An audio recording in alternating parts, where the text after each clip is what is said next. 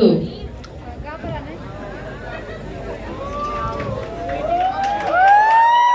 the spirit, guys.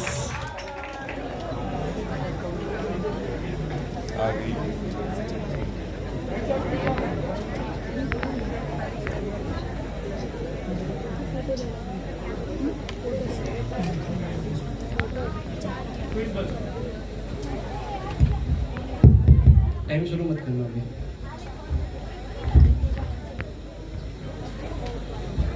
फटाफट करो यार।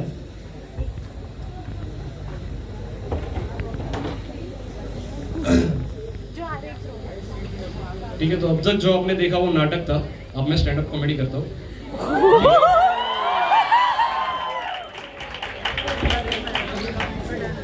पीछे तक आवाज आ रही है? हालांकि मुझे दिख नहीं रहे मैम, आप शुरू करें? हाँ बोल दे। ठीक है मैम, शुरू करें टाइम।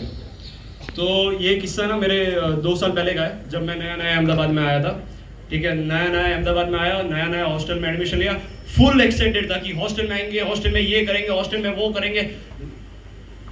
ठीक है, समझ गए। ठीक है, नया नया आया, सब enthusiastic. Okay, give me a big cheer अगर आप में से कभी कोई हॉस्टल में रहा है, including professors. That's the power of hostel life. Thank you. ठीक है, तो नया नया, और हमारी हॉस्टल में सबसे प्रॉब्लम थी, उनसे कुछ ढंग से नहीं होता था। ना ही वो ढंग से मैनेजमेंट कर पाते थे, ना ही उनसे ढंग से खाना बना पाते थे। इतना वाहियात खाना बनाते थे ना, क्या बताऊं मैं। एक बार क्या हुआ, हमारे हॉस्टल में ना, हॉस्टल के कंपाउंड में एक कुत्ता बेचारा भूख से मर रहा था। ठीक है, मुझसे देखा नहीं गया भाई साहब। ये मैं being a good guy, being a responsible citizen of India, मैं गया मेरी हॉस्टल की मेस में, रोटी लेके आया, रोटी उसके सामने रखी, और वो आया, उसने रोटी सूंघी और यूं पंजे से मेरी तरफ कर दी। कहता है तू खा के दिखा एक बार, और ये बोल के वो मर गया। उसने वो खाना खाने से बेहतर मौत चुनी है।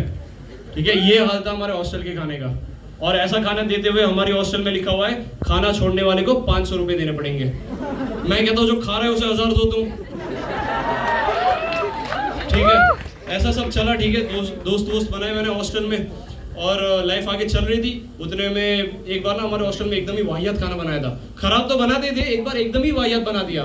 तो हम सब दोस्तों ने मिलकर सोचा कि आज कुछ क्रेजी करते हैं, आज कुछ धमाकेदार करते हैं, आज कुछ फन करते हैं। तो हमारे हॉस्टल के ना बाजू में एक बैंक्वेट हॉल था। ठीक है, वहाँ पे विंटर्स में ना बढ़िया शादी वादी होती रहती थी, और लकीली पंजाबियों की शादी थी। गुजरात कहने के लिए ड्राई स्टेट है दोस्तों, मैं बता रहा हूँ आपको। ठीक है, तो हम सब ने सोचा कि आज वेडिंग क्रैश करते हैं। Give me a big cheers अगर आपने कभी किसी ने वेडिंग क्रैश किया था। ये हॉस्टल वाले थे, वापस चिल्लाए। ठीक है, तो हम सब ने सोचा वेडिंग क्रैश करते। Wedding crash for a simple नाम बताओ तो बिन बुलाए बाराती। ठीक है, तो हम सब ने कपड़े वपड़े पहने, डीओ वीओ लगाया, और पहुंच गए अपनी लोकेशन पे फुल एंथुसियाज्म के साथ। ठीक है, यहाँ पे बैंक्वेट हॉल था, और उसी के सामने बारात रुकी हुई थी। वहाँ पे बढ़िया दिलजीत दोसांझ के गाने वाने चल रहे थे, डीजे चल रहा था। ठीक है, और उतने में पता नहीं पीछे से कुछ दोस्तों को मेरे क्या चुल मची, वो दूल्हे से मिलने उसकी बग्घी पे चढ़ गए, और गले मिल रहे। एक गले मिला, 2 गले मिला, 12 लोग गले मिले। दूल्हे की फटके हाथ में आ गई कि इतने तो मेरे कजिन्स भी नहीं है, ये पापा ने तो नहीं बताया, कहाँ से आए इतने। पापा ने मल्टीपल अकाउंट्स खोल रखे थे दोस्तों। देखो डार्क ऑप्शन नहीं दिया था वो लिस्ट में आपने। ठीक है, तो और सीन क्या था कि वो गले मिलने के बहाने ना, वो गले में जो नोटों का हार नहीं होता, उसमें से एक एक करके नोट खींच रहे थे वो। कसम से बता रहा हूँ, 5-6 बार और अगर दूल्हे से गले मिल जाते ना, वो सिर्फ धागा लेके जा रहा होता अंदर। ठीक है, उतने में मैंने सोचा कि यार अभी ज्यादा समय के लग नहीं रही हालत। मैंने फटाफट अपने दोस्त को उठाया और चल दिया मैं स्नैक्स काउंटर के पास। जैसे मैं स्नैक्स काउंटर के पास पहुंचा, मैंने प्लेट ली, मैंने इसे कहा कि भाई तू क्या ले, कहा ये था ही नहीं। मैंने इसे इधर उधर ढूंढा, ये मुझे ना डीजे पे डांस करता हुआ दिखा। नहीं वानी। ठीक है, डीजे पे डांस करता हुआ, और इतने खुश इसके रिश्तेदार भी नहीं है जितना खुश ये है। नाचते नाचते इसका हाथ एक आंटी को ऐसे लगाया ना, आंटी 2 मिनट पेंडुलम की तरह हिली है, और फिर स्टेबल होके पूछती है बेटा तुम कौन सी साइड से हो। कहता है आंटी साइंस की साइड से। कहते हैं नहीं बेटा आप रिश्तेदारी में कौन सी साइड से हो। कहता है अच्छा रिश्तेदारी में। आंटी मैं ना दूल्हे के चाचा का बेटा हूँ। वो अलग दूल्हे की एकलौती चाची थी। दूल्हे का चाचा नीचे नागिन डांस कर रहा था। ये सुन के उस औरत ने घसीटते हुए उस अजगर को लेके गई है। कसम से बता रहा हूँ, आंखों के सामने सांप की खाल उधेड़ते हुए देखी है मैंने।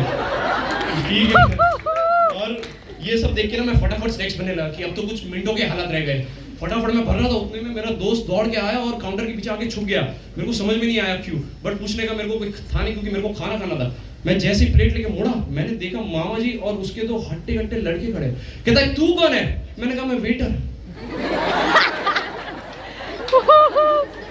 डरता न मरता क्या करता हूँ, मैं कहा मैं वेटर हूँ, सर आप मशरूम ट्राई करें हमारे। मामा जी मशरूम ले भी रहे हैं, ठीक है। कोई यूं ही चला, फिर जैसे तैसे करके जान बचा के हम लोग वहां से भागे। जैसे तैसे करके हम हॉस्टल आए और तब ना हमारी पता है हालत कैसी थी, धोबी का कुत्ता ना घर का ना घाट का, करता तो करता क्या, भूखे तो हम थे ही, ठीक है। तो मजबूरी में हॉस्टल गए हम लोग, खाना खाना पड़ा, वहां से प्लेट ली मैंने और दम आलू की सब्जी बनी थी उस दिन। कसम से बता रहा हूँ मेरे यहाँ तक का दम निकल गया, बट वो आलू नहीं तोड़ पाया मैं।